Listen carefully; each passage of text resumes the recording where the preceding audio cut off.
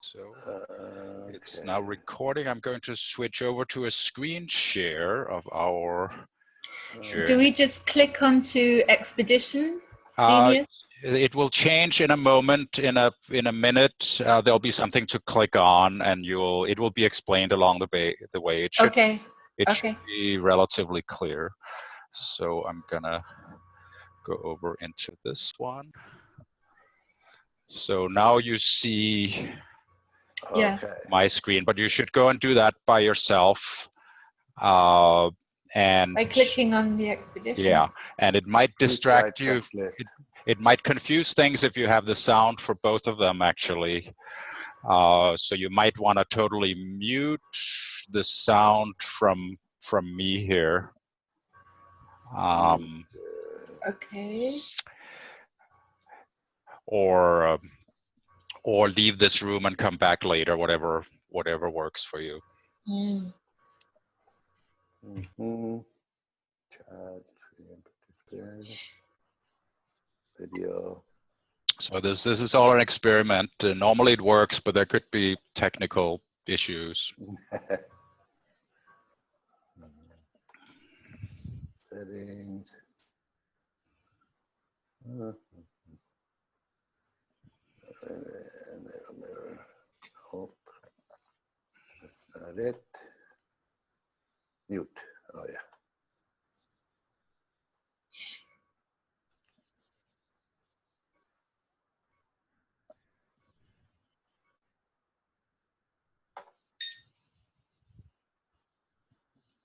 All right, so you would click on Launch Expedition.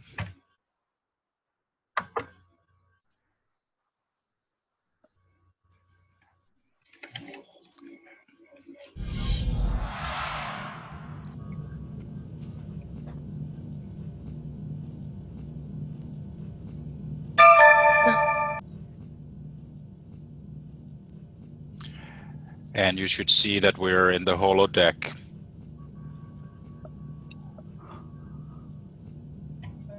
Well, yeah.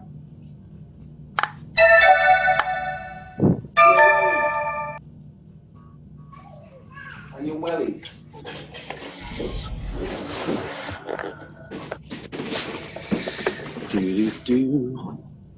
Hi, Tim.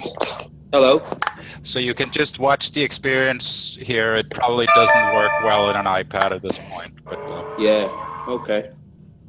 And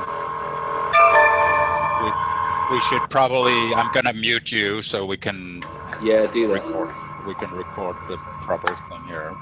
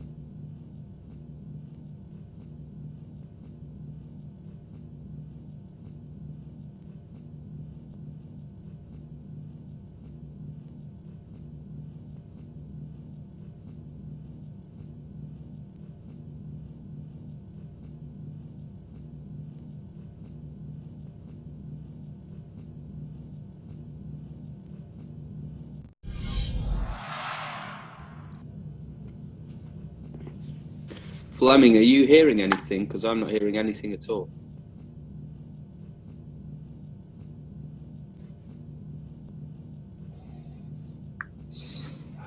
I am, but there's not very much. There's just a little sort of background sound. You should hear more in a moment. So if it's not working, I'll try to share Yeah, it. I'm hearing sort of keystrokes and non-human noises, but I'm not hearing any voices. I just wondered if people were talking yet. Yeah, they're not talking. Okay. So they're just interacting with the text chat, and you'll hear some sort of ambient background. Yeah, stuff, that's what I'm getting. So I'm seeing what you're seeing, I guess, aren't Yeah, I? so you're seeing the same thing. So there's nothing else happening. So we're just sort of making sure that everybody who can show up there will, and then we move on to the next step. And and you're not missing all that much by seeing it here. It's just there'll be more interactivity for the people who logged in. That's okay. Yeah. All right. No problem.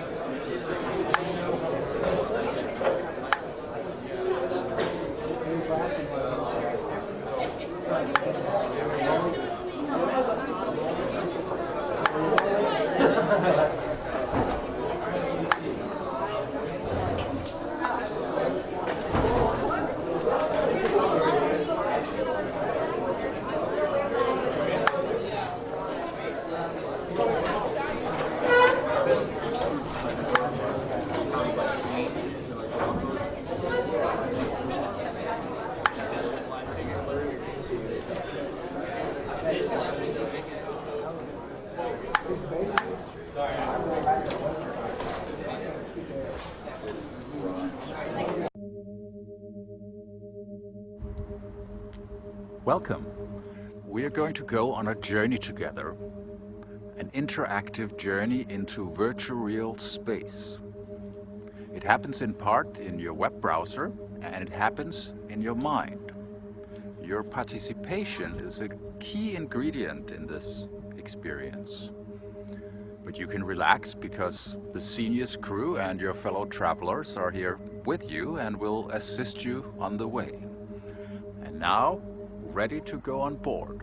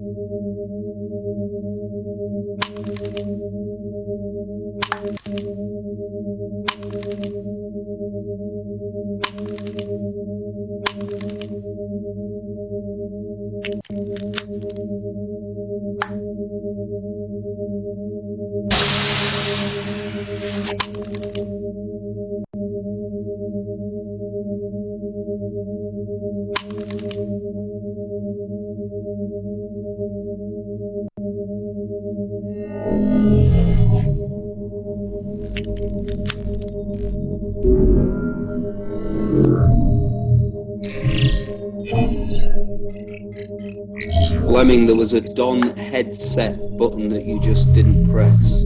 It's gone off the screen now. I think we probably managed.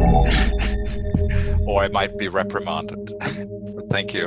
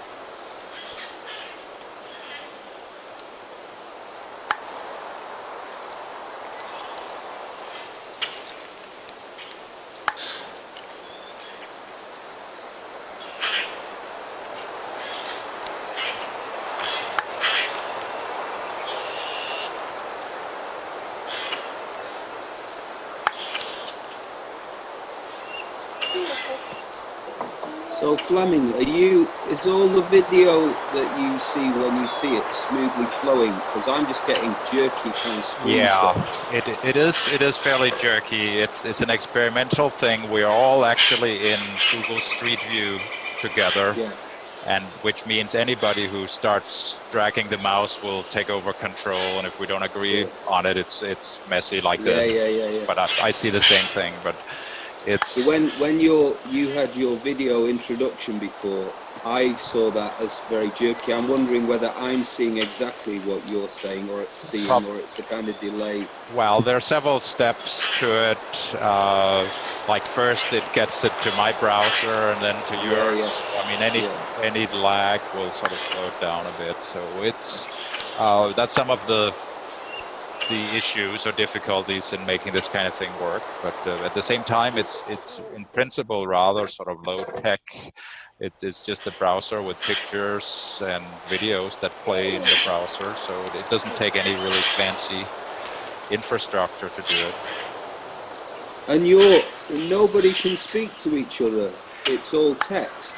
Right, and the idea is that it would be a lead-in to a video meeting like in Zoom, or that it develops into a platform where you can speak to each other. I mean, that technically that's a little hard to do. So Yeah. Yeah. Hello, Fleming. So it looks like I'm in the same spot as Tim. There's only 6 people actually inside the hall. Or 8, I think. Yeah, so it's fine, but I mean, you're seeing more or less the same thing I'm seeing. Yeah, I'm following you basically. Yeah, but I mean, you would do the same thing. It's just part of it is that it's cool to actually go through the steps. There's a bit of ritual. To be more interactive, like my mouse is not. Yeah, so like it puts you deeper into it that you actually click the button to get a cup of coffee and that kind of, it's cheesy, but it actually works well. So now here we're going to put on a kimono and the right shoes, whatever they're called. I forgot, but we're gonna do that in a moment. Kimono. Yeah. And then we're gonna take a dip in the pool.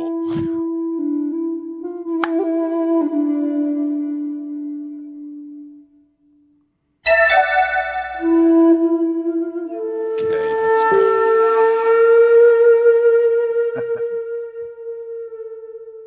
Uh-oh. Yeah, you'll have to undress Simon. and you're on video.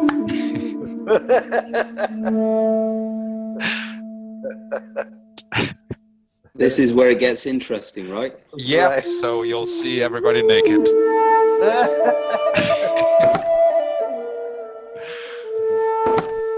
So those are the shoes. We'll put them on.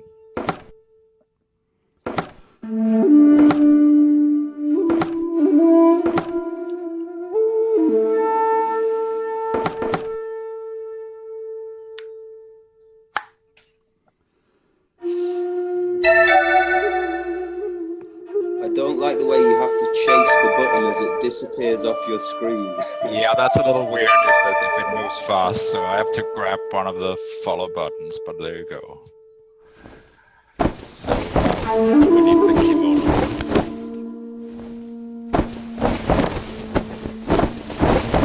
So which color do you want?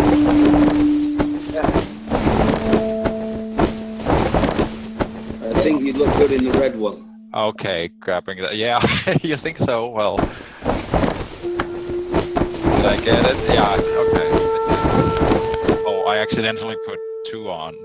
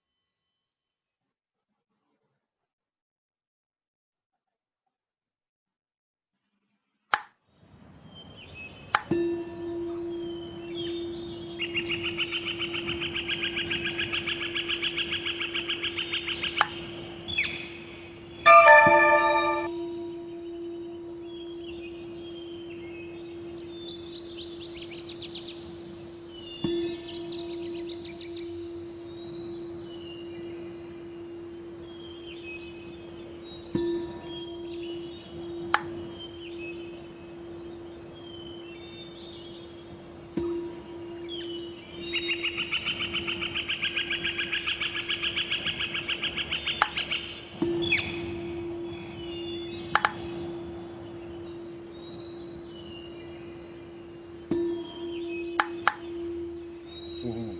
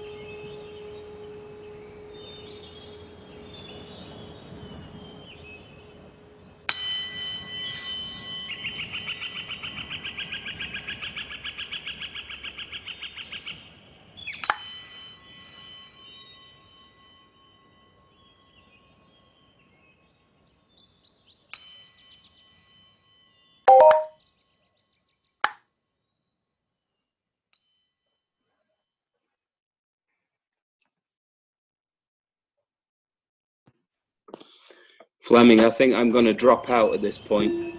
You can catch up on it later, but it's going to play a meditation, couple of minutes, and afterwards, that's more or less the end of it after a while, and then it would lead into we would catch up in Zoom afterwards. Okay, I think the lack of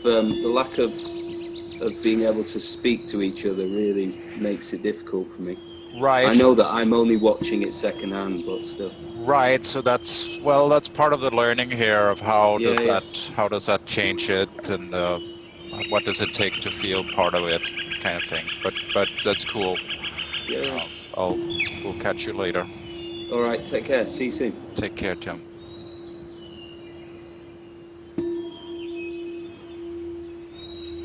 Welcome to this 2-minute pause in your day. Allow your eyes to close and bring your palms to rest on your thighs. Begin to consciously notice your back. Sense where you feel contact between your back and the chair or cushion.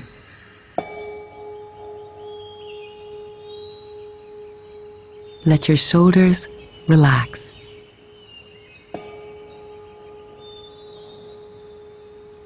Focus now on your chest and heart area, noticing any sensations there. Letting any tension begin to melt away.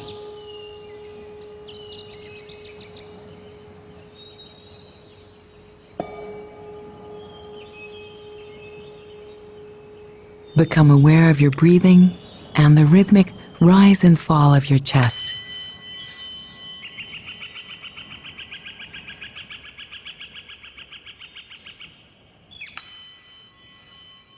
Let your focus expand to both your arms and your hands resting on your thighs.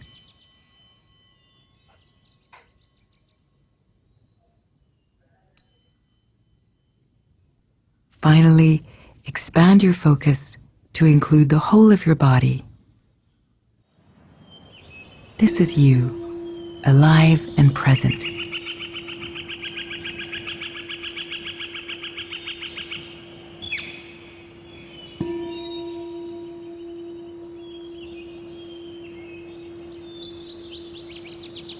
In your own time, let your eyes open. Your session is now completed.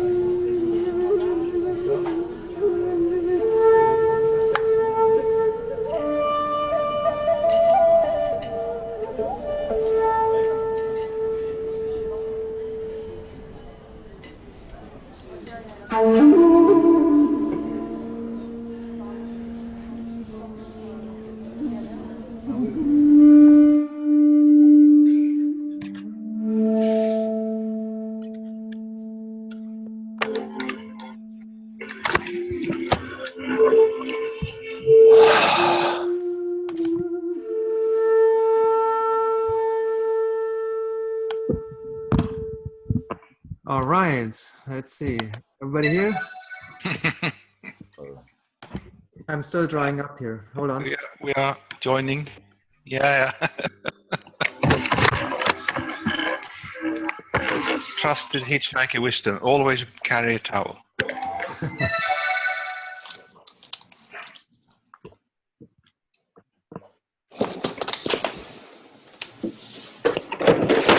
For a couple more.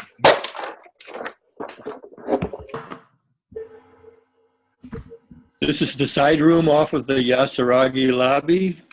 Is that right? That's exactly it. It's both so new and so familiar.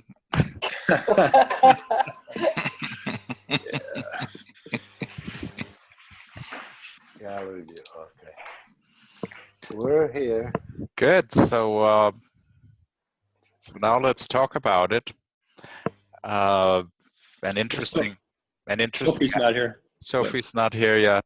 An interesting aspect is some people participated by being just in the Zoom here already from the beginning. People who had difficulty logging in, which created a different experience. But everything was shared on the screen from my perspective here. Neat. Yep. Yeah. So Simon, did you watch the Zoom session or were you part of it? I wasn't able to participate. I was basically following with Fleming. I see. Were you able to read some of the conversations that are happening there? Yeah, they were happening on the left, but I couldn't add any information. That's right. Yeah. But good, you could read it. That's good. Yeah. And I noticed how that actually made quite a difference. Like for me, I was part of both of them, but I noticed like the other, like Tim S dropped out at some point. Harry, you came back, you could maybe give an input on that, but I think it makes quite a difference that you can interact, that you can do something. You feel a little more there if you can just say something or click on follow or have a cup of coffee. Even if you watch all the same sounds and pictures, it's not quite the same if you can't do something. Great. Yeah, let's get started. Maybe, quick go around and see how everybody feels now. I mean, first of all, thank you very much for taking part in this little excursion we call it, because usually we do this over a longer period of time, an hour or two, and we do this over a couple of days and get together every day and then continue the storyline. But this is a particularly short story here, the trip to Yasuragi. And we wanted to bring everybody into this immersive experience in a very short period of time, right? So you're in there, you're in the story, and you start to enact, right? So not that you are somewhere else, but you are trying to be present and try to be yourself inside the storyline. So that's the idea. And the more you're immersed, the more you're present in that moment, I think the better it has an effect on your brain. So you almost start to get into what we call sort of a flow state, right? You've heard that expression before, right? Where your brain starts to function better and you're deeper into the story and you're really starting to relax. So Yasuragi is one of the many stories we have where the theme really is about, meditation, relaxation, and letting go of things. And then you're back into the real world, like we are here, right? And trying to capture in words what just happened, right? That's our motto. It happened, what happened, and it's we actually just happened. So why don't we go around? Fleming, you want to help guide us through?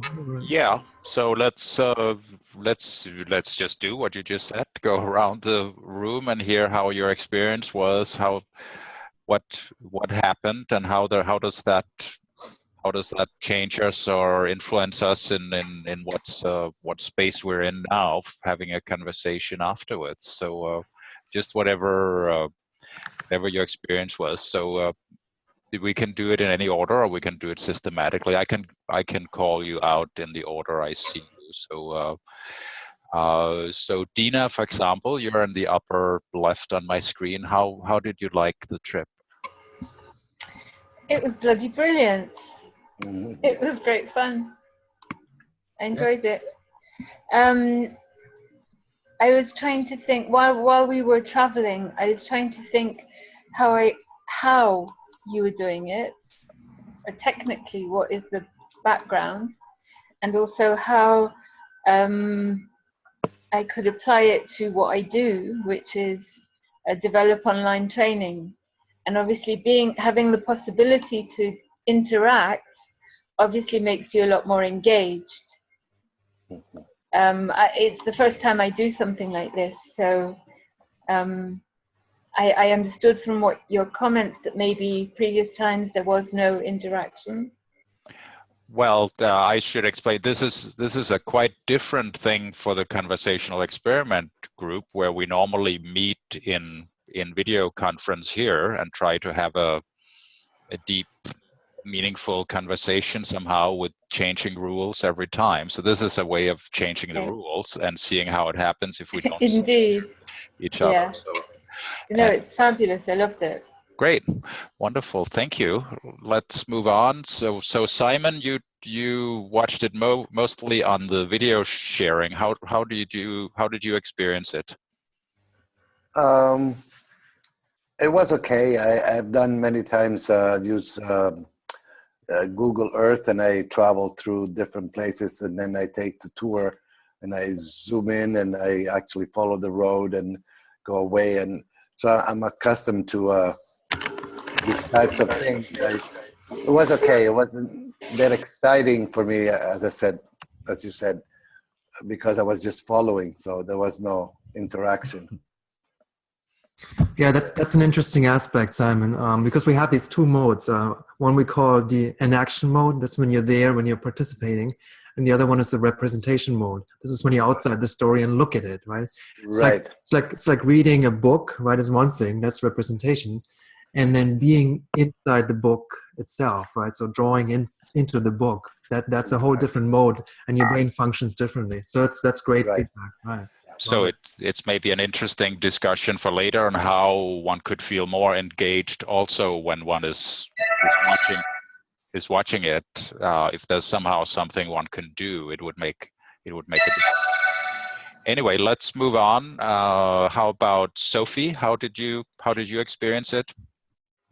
I feel a lot more engaged and a lot more. I felt a lot more pleasantly the experience. I'm going to speak about a comparison when I did a journey before. It's more friendly. I felt more inside of it. It's difficult to say why. I'll have to think about it. I thought the starting point was really smooth because I felt there was an attention to the sound and the landscape with the first images and movie, which was on a boat, and the water landscape. I thought this was extremely soothing to get into it. And the fact that it was the sequences in the step into the journeys were shorter, I found that it helped me to move on and to follow. Comparatively, I remember the first journey, I was waiting too much sometimes, and this time I felt, on the contrary, I was pushed when I wanted to stay longer in the sequences. So I found that interesting, and to relate it with the experiment, I think the visual effect is amazing, and the movement and the participation to engage is quite amazing, and we are still in front of a screen. So it had up a lot of different dimensions for the ears, for the eyes, and still with a feeling of being together. So cool. Interesting. Yeah, thanks. Right. Thanks a lot. Thank you, Sophie. Okay, Ron, you're next. How was your experience?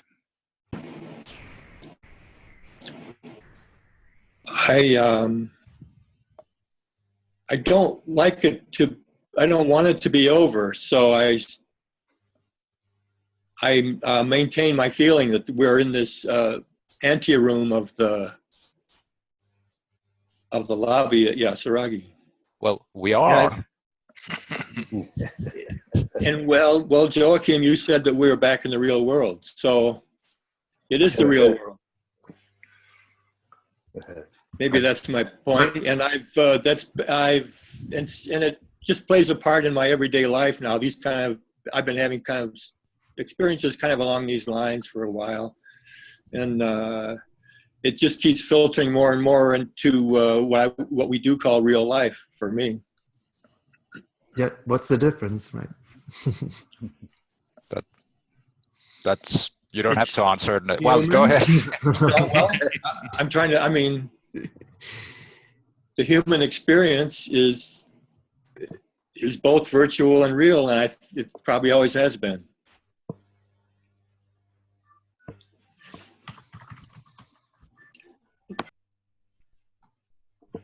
Cool. Thanks, Ron.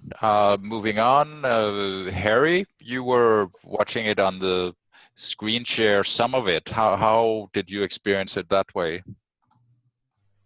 Well, I didn't feel involved. I really felt like I couldn't connect, and I just can't comment on what I did not see or experience. I have the sense that you all have the sense of having been together, and I just saw some slides, nice slides, in the chat line, and that was it. Mm-hmm. So okay. to be blunt, it was boring. Okay, well, that's valuable input regardless. No, I mean it's good. That's great feedback. I mean it would be kind of weird if it wouldn't be any difference at all, right? Yeah. So yeah, so that's good. Okay. Not good, but I mean good feedback. I would love to know what the intent was of this. Is anybody ready to answer that? We can talk about this. Maybe go around the room first, Harry, and then talk a bit about why are we doing this and stuff. Okay, yes. Let's do that. So let's move on. So Tim, how did you experience it? I really enjoyed it. I found the audio and visual quality really good, particularly the audio. I was impressed by the high quality of the sound, which is quite unusual in things like this. And I used to get involved for a while in Second Life. It sounds like a confession, doesn't it? this is way, way better because you've got a more almost palpable sense of human interaction, I think. You haven't got these avatars floating around and posing and that sort of thing. And I really enjoyed the meditation. That was good. One thing I noticed was the mouse scrolling. When we were zooming down to the center, to the retreat center, it wasn't clear, although the instructions said scroll your mouse wheel to zoom in and out. There seemed to be, for me, a confusion as to whether someone was actually ultimately, which they were, in control of the zooming experience. So that was a confusion for me. And what else? Yeah, I'm really impressed. That was it. Thank you. That's great. Thanks, Tim. About the controlling, one quick thing. This is actually a coordination exercise. So everybody has control and the team needs to figure out what to do and how to get closer. And this is extremely difficult because everybody thinks I have my own thing on my screen, but you don't, because you see what everybody else sees and you control what everybody else controls. So the team has to start coordinating and saying, okay, you do this, I do this, or I sit back and see what happens, right? And then get closer. We could elect a leader. For example. Wow, it's one choice. The master scroll wheel. Yeah. Yeah. I mean, that was brilliant feedback, Tim. Thank you. Okay. Thank you. Now moving on. Tammy, how did you like it?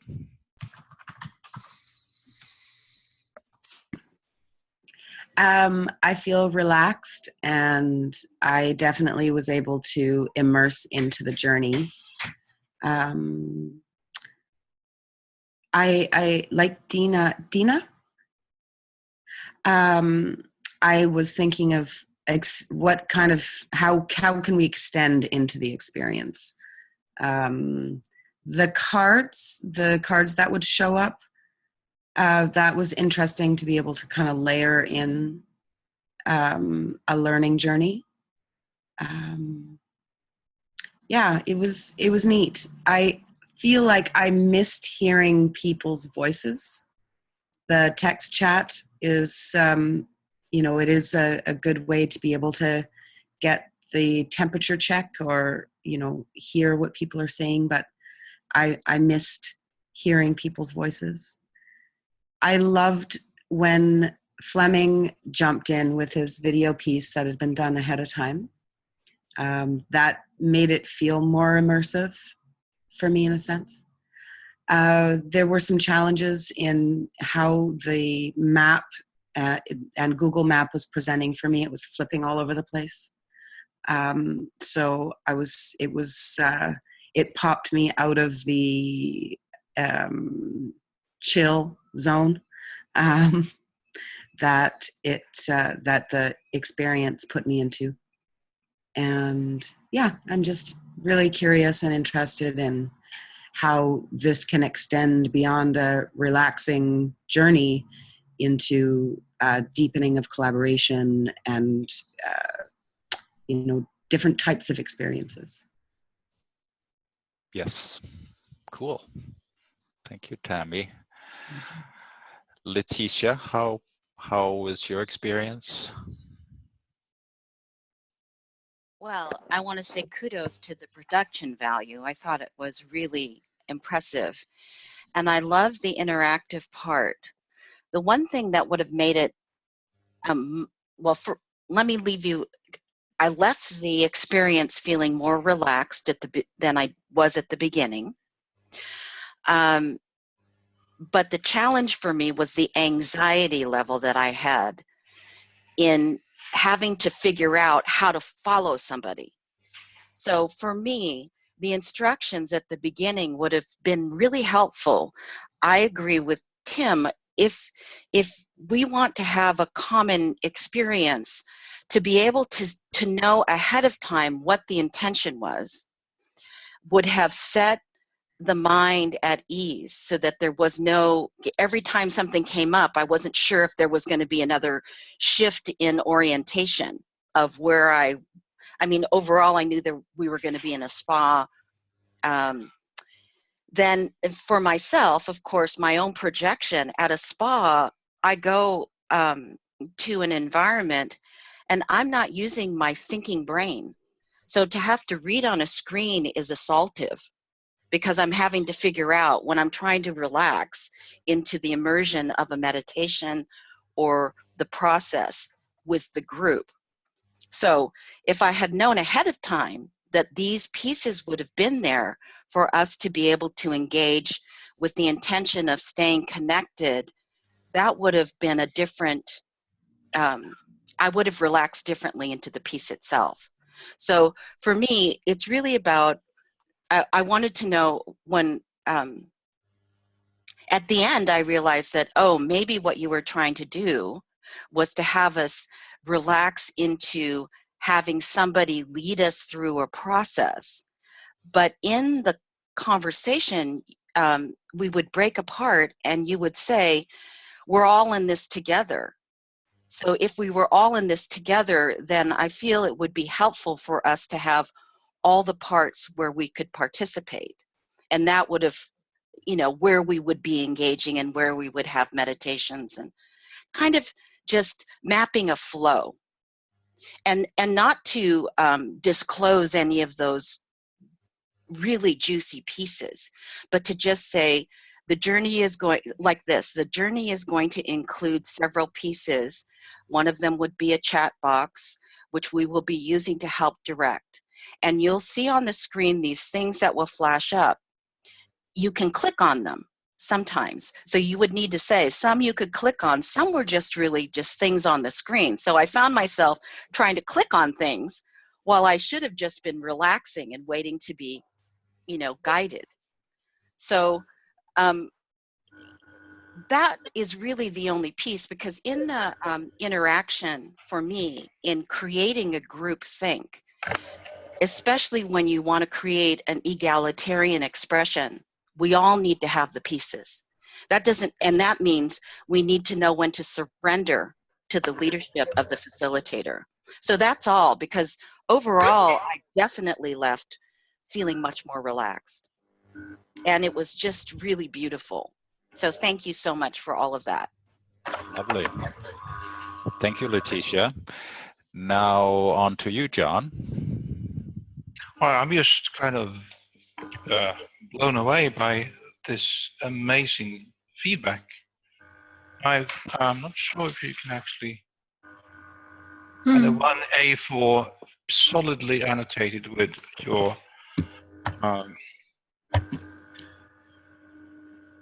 but kind of the common theme is that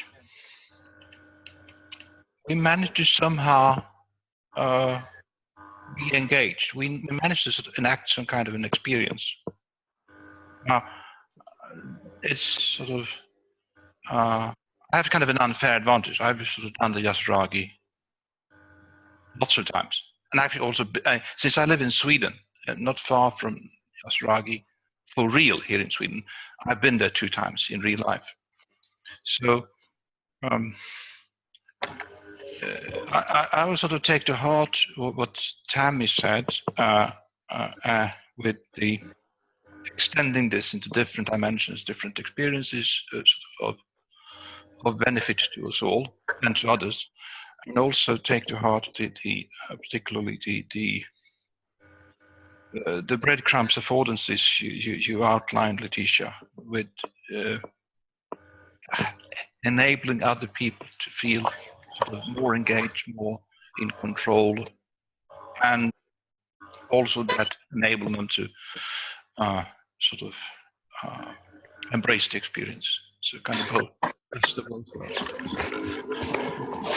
Yeah, I mean, big thanks to everyone. Over to you, Fleming. You there? Great, thanks, John. I think everybody talked. Did we miss anyone? No, it's good. Okay, let's Fleming, while you out, let me just answer Harry's question. You asked earlier today, what is this about and why are we doing this, right?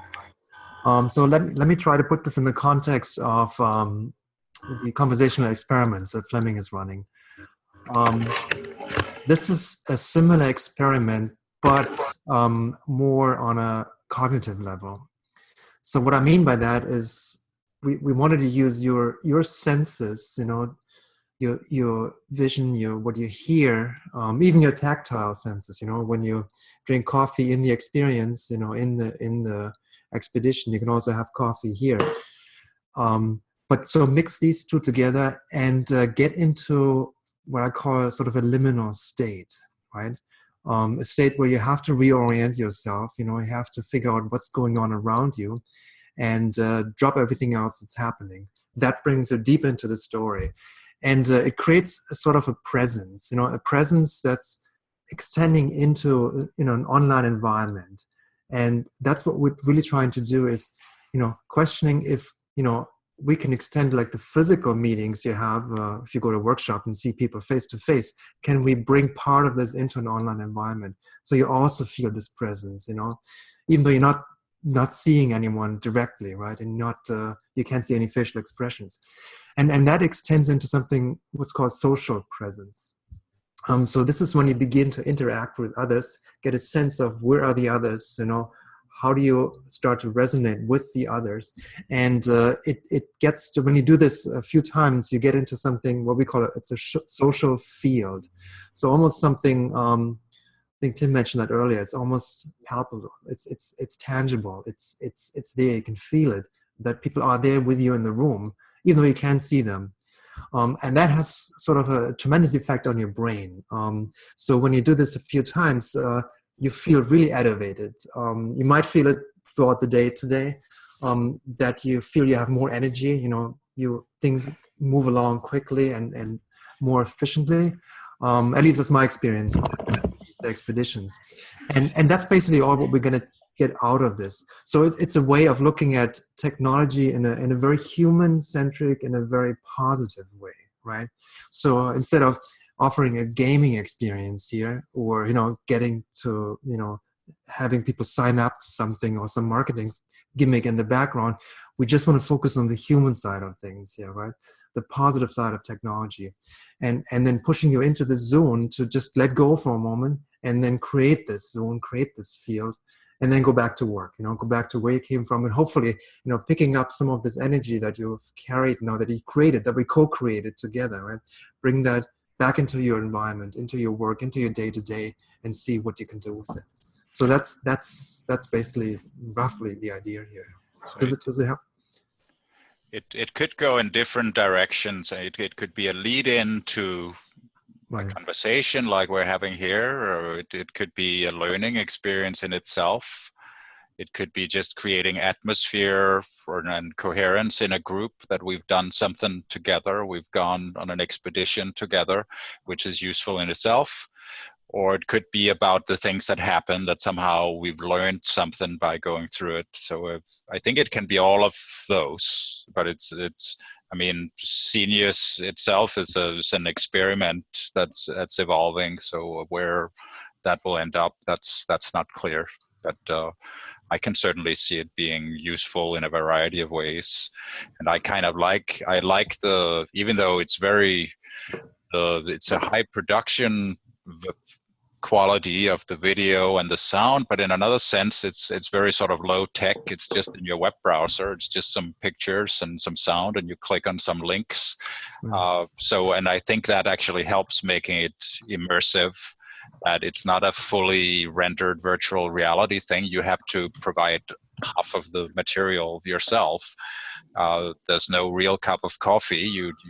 You imagined it, but that's kind of what's cool about it. That it's in some ways more immersive to talk with a 2-year-old child in a toy telephone than it is to talk in a real telephone that you do all the time. It's sometimes better to imagine it, and in a certain sense, it makes it more real. So it's playing a bit in that territory of a more real than real by making it more do-it-yourself.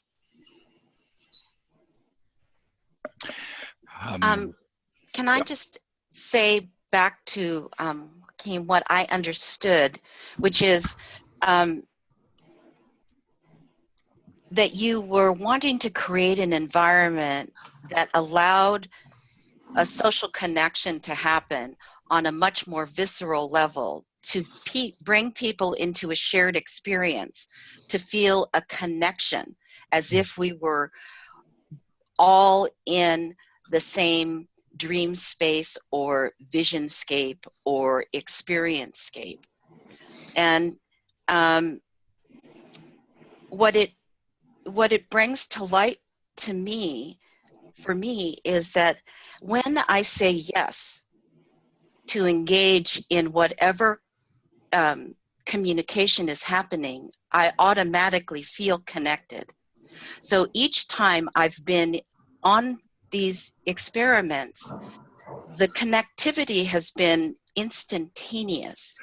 So what I'm understanding is that some people have a two-dimensional flat screen relationship where what you're wanting to do is to expand the quantum field, essentially, where you are activating this notion that all things are connected.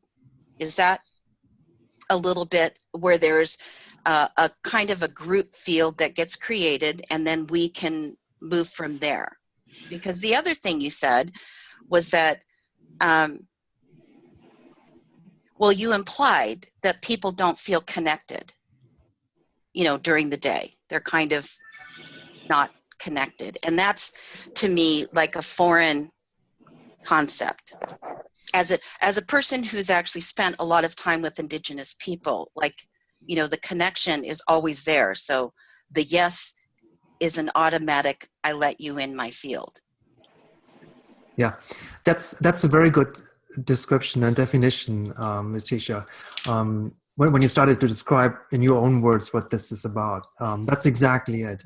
The connection is not, I mean, you have the connection beforehand. What we want to do is when people enter this space, right, this liminal space, we want to increase this connection for a short period of time. Because we look at people also that have never been together before, right? And they don't know each other, and they are not sure, you know, if they can open up a bit, right? So what we wanted to offer in this space is a way to say, I am comfortable here, you know, I feel safe here.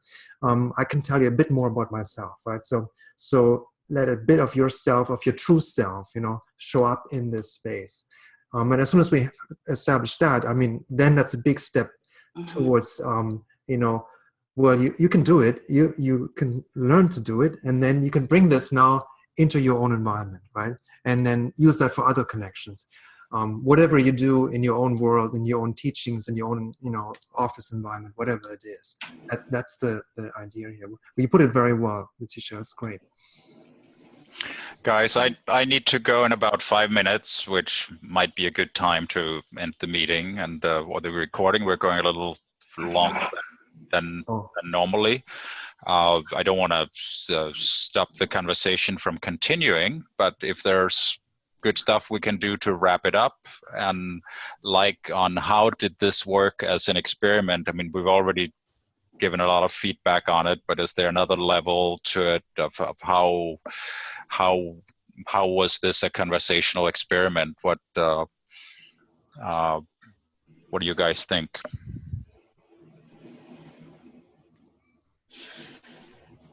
Well, one of the things I just want to input here just quickly is this group experience, what happened here, brings people into the sensational, the embodied experiences that you were doing as individuals. So I feel it's an extension of that, and I think that it helps to create this possibility for a group field. So I thought it was a good experiment. I thought so too, and it was both a challenge in that how do we connect without video and audio, and also an opportunity for bringing it further, like that we have worked on more embodiment exercises that I don't know if that made it easier or better, but I can certainly see that it connects, that there's a continuity in it. I don't know if it made us more immersive. I'm not really sure. But I can see sort of developing a skill for how can you actually be embodied and engaged even when some of the pieces are missing or you have other pieces. How can you be in a cartoon and still feel like really present? That gives some interesting challenges, which I like how can you maintain your integrity and authenticity and presence even as we're more interacting in virtual pieces. I think that's a good an interesting track.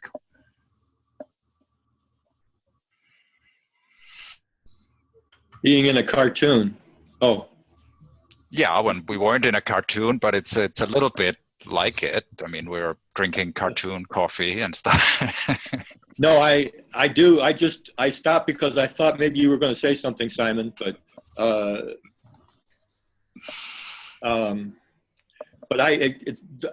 that's exactly right, or a very good metaphor or description of how it feels. It is like being in a cartoon, and there's a fictional aspect to it. It's so,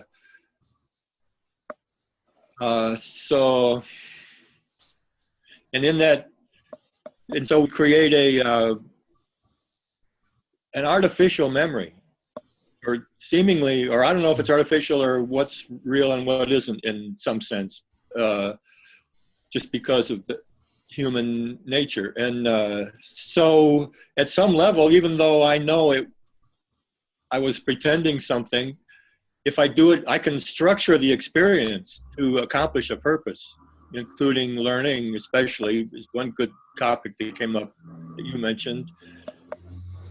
Or anything, as you also mentioned, Joaquin. It could be anything. But I'm attracted to the learning part of it. You can structure an artificial memory that you know is a cartoon, and yet at some level it seems like my neurons believe that it really happened. And I can remember things experientially as if I'd experienced them. It's a good way to learn stuff. Right. So if someone asks you later in the afternoon, what have you been doing today? Say, oh, I've been to the Yasuragi spa in Sweden. Right? Yeah. Well, it's true. Yeah. It's true. There is a truth to fiction. Yeah, well, this is very interesting. John, you're muted. You're saying something interesting, I think. I have now, whoops. No, there we go. I mean, it's a good analogy with us looking at each other as faces on a screen, right? And I can promise you that there's more to me than just the face. I have arms and legs, right? But you can't actually see them, so you have to imagine that they're there, right? I mean, I can do this, and you can actually see that I have two hands, but I mean, I won't show you the feet, right, to just sort of drive home the point. But on an extended level, we can include others and include more of our embodied selves, even if we just imagine that we are embodied. And if we really do exist in reality, I mean, I'm actually pretending that you are real right now, then it works exactly like Ron just outlined, right? So, I mean, in closing, and I would love to sort of take some of these sort of trajectories further, building a capability to extend an increasingly true version, an increasingly real version of ourselves into a digital stratum or layer might probably be very, very important. So, but kind of the practical wisdom of Fleming here is, I mean, I would love personally to just see kind of how Fleming, and he can sort of go back to that in the conversational experiment space, kind of how was the experience of Fleming being three Flemings, right? The real Fleming, the pre-recorded Fleming, and the enacted, the digital virtual real Fleming. So it's kind of, probably he's one of those few guys that can actually get away with that, sort of being three at the same time, right? So, and this might have very practical value that you can project yourself, you can enact yourself individually and together with others. And if all goes well, ambience, right? I think that's a French word, right? Originally. It must be. Yeah. So so that was my little reflection. Excellent, and I agree with you. It might be some very important skills in how can you really authentically be present both as a video and an avatar, and as you sitting by your desk, and being in text and video and everything, sometimes at the same time, sometimes you switch between them. Maybe we need to develop some new senses and skills there. I find that very interesting. Anyway, I need to go. I'm gonna stop the recording. You guys are welcome to stay and talk for a long time, unless you've this is a good point. But otherwise, should we end the meeting? Is this should we call it a day? Yeah, I gotta go too. Yeah. Okay. And this is a good time right here. So okay. I mean, love to see you all again. But yes, so we will meet again in other ways, in other dimensions. So thank you all for coming, and I'll see you all the next time. See you next time. Bye bye. Yes.